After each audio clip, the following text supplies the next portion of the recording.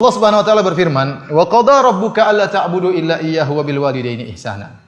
Dan sungguhnya Rabbmu telah memerintahkan untuk beribadah kepada Allah saja dan berbaktilah kepada kedua orang tuamu. Imma yablughanna indakal kibara ahaduhuma aw kilahuma fala taqul lahumu uffin. Kalau ternyata di sisimu ada salah seorang dari keduanya sudah mencapai masa tua, dua-duanya atau salah satunya sudah jompo, fala taqul lahumu uffin, maka janganlah mengucapkan kepada mereka berdua. Wala tanharhuma, dan janganlah membentak mereka berdua. Wa qul lahuma qawlan karima, tapi ucapkanlah perkataan yang mulia. Wakhfid lahuma janahadh dhulli minar rahmah, dan rendahkanlah diri kalian di hadapan kedua orang tua dengan penuh kasih sayang. Wa qur rabbirhamhuma kama rabbayani shaghira, dan katakanlah ya Rabbku, rahmatilah mereka berdua sebagaimana mereka berdua merawatku tatkala masih kecil. Ayat ini sisi pendalilannya di awal ayat. Allah berfirman wa qada rabbuka alla ta'budu illa iyyah. Sama seperti la ilaha illallah. Allah memerintahkan janganlah kalian beribadah kecuali hanya kepada Allah, tauhid. Jangan beribadah kepada selain Allah, tapi hanya beribadah kepada Allah. Setelah itu Syekh Muhammad bin Wahab melanjutkan ayat berkaitan tentang masalah berbakti kepada orang tua. Wabil walidaini ihsana, dan berbaktilah kepada kedua orang tuamu. Dan sering saya sampaikan bahwasanya ihsanan dalam ayat ini, wabil walidaini ihsanan, apa i'rabnya ihsanan? I'rabnya apa? I'rabnya maf'ul apa? Maf'ul bih apa maf'ul apa? Maf'ul mutlaq. Maf'ul mutlaq di sini fungsinya apa? Litakid, untuk apa? Untuk penekanan. Takdirnya apa? Wa ahsinu bil walidaini ihsana.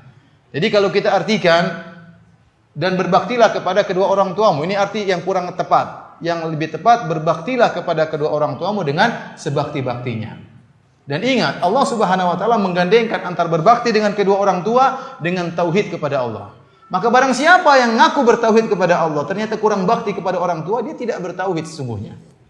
Kenapa? Karena Allah gandengkan masalah berbakti kepada orang tua dengan masalah tauhid, dan itu bukan cuma satu ayat, dalam ayat-ayat yang lain.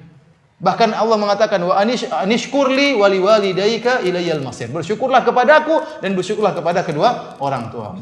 Ya. Oleh karenanya, seorang kalau ingin tahu tentang di antara barometer tauhid dia, lihat bagaimana dia berbakti kepada kedua orang tuanya. Jadi saya ulangi, takdirnya ahsinu bil walidaini ihsana. Berbaktilah dengan sebakti-baktinya kepada kedua orang tua.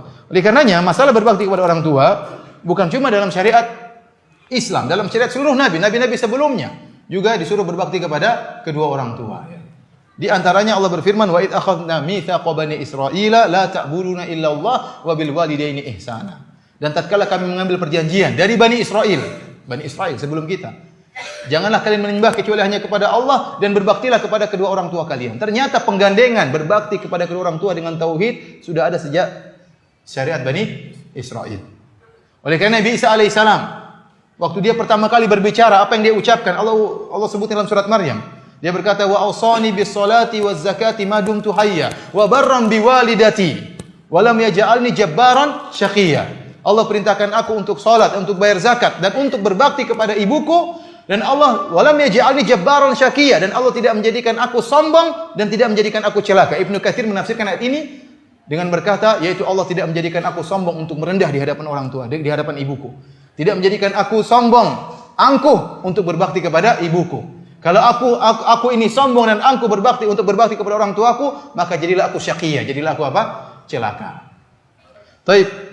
Hadirin hadirat yang dirahmati Allah Subhanahu wa taala, tentunya terlalu banyak dalil kalau kita bicara tentang wajib berbakti kepada orang tua. Cukup saya katakan bahwasanya kalau Anda ingin tahu kadar tauhid Anda, berbaktilah bagaimana kadar Anda berbakti kepada kedua orang tua, karena Allah menggandengkan antara tauhid dengan berbakti kepada kedua orang tua. Baik, ayat ini di awalnya Allah mengatakan imma yablughanna indakal kibar. Kata Allah, kalau mereka sudah mencapai masa tua. Ingat, mencapai masa tua menunjukkan lebih ditekankan untuk berbakti. Kenapa? Karena orang tua kalau masih muda, ya, mereka justru ngasih. Orang tua itu mereka juga punya izzah. Mereka juga tidak suka minta-minta. Kalau mereka bisa bantu anaknya, mereka akan apa? Bantu. Kapan mereka susah, kapan mereka lemah, tatkala di masa tua. Justru mereka semakin lemah, justru mereka semakin tidak mampu, justru mereka semakin jompo. Dituntut kita untuk berbakti di saat itu. Allah tidak mengatakan berbakti secara mutlak. Tapi Allah sebutkan dalam Al-Quran, tatkala mereka sudah mencapai masa tua, artinya tatkala mereka sudah tidak mampu, saatnya kau berbakti yang harus kau perhatikan. Yang harus kau perhatikan benar tatkala mereka sudah tidak mampu. Kemudian kata Allah, indaka, di sisimu. Kata sebagian ahli tafsir, ini dalil bahwasanya usahakan orang tuamu tinggal bersamamu. Karena Allah mengatakan indakal kibar, indak di sisimu. Jangan kita punya orang tua kemudian kita serahkan kepada kakak kita, kepada adik kita. Kalau bisa kita yang apa? Di rumah kita. Kalau Anda taruh orang tua Anda di rumah Anda, ini Anda sedang meletakkan pintu surga. Kecuali orang tua tidak mau. Kalau orang tua tidak mau ada alasan, kita tidak maksa. Tapi kalau bisa kita tawarkan orang tua tinggal di rumah. Ya akhi, ente bawa pintu surga kemana?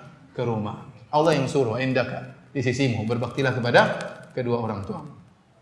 Ahaduhuma au kilahuma, fala taqul lahumā uffin. Kalau mereka sudah tua, maka jangan katakan ah. Kalau mereka masih muda, kita enggak boleh bilang ah. Mungkin ayah kita masih muda, kita bilang ah, kita digampar sama ayah kita. Dicubit sama ibu kita. Tapi kalau orang tua sudah tua, enggak bisa apa-apa, ya, sudah mulai pikun, kita ini enggak boleh. Bahkan meskipun dia pikun enggak boleh. Ah itu, itu dalam bahasa Arab itulah kalimat yang paling rendah menunjukkan kejengkelan. Ya, adna kalimatin litadajjur, kalimat yang paling rendah yang menunjukkan kejengkelan. Kalau ada kalimat yang mengungkapkan kejengkelan lebih rendah daripada ini, pasti disebutkan oleh Allah. Itu bahasa Arab itu paling rendah apa? Ya, itu paling rendah. Tidak ada yang lebih rendah daripada itu pun dilarang. Oleh karena Allah mengatakan seorang berkata kepada orang tuanya atau itu durhaka, untuk durhaka, dosa besar. Karena dia menunjukkan dia jengkel kepada kedua orang tuanya. Sebagian ulama mengkiaskan seluruh perkara yang buat orang tua jengkel menunjukkan ungkapan kejengkelan, maka itu dosa besar. Contohnya melihat orang tua dengan pandangan sinis, itu dosa besar. Bahkan mungkin lebih parah daripada Pokoknya semua bentuk kejengkelan, entah dengan tangan, dengan pandangan wajah, ini semua durhaka. Allah larang. Allah larang. Oleh karena hati-hati, jangan sampai kita ngakunya bertauhid, tahu-taunya durhaka kepada kedua orang tua. Orang tua marah seperti apapun jangan bantah, jangan bilang jelaskan dengan baik-baik.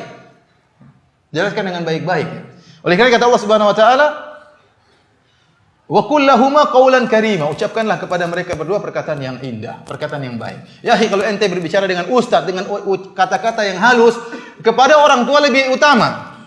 Nanti kalau bicara sama ustaz ente berkata kata-kata yang menunjukkan dia hormat sama ustaz. Ustaz masih rendah dibanding orang tua antum.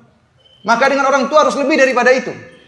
Pilih kata-kata, jangan menyakiti hati orang tua sedikit pun. Lihat dulu sebagian salaf, sampai dia tidak mau makan sepiring sama orang tuanya. Dia khawatir durhaka, khawatir orang tuanya sudah ngelirik makanan, kemudian dia ambil di luar.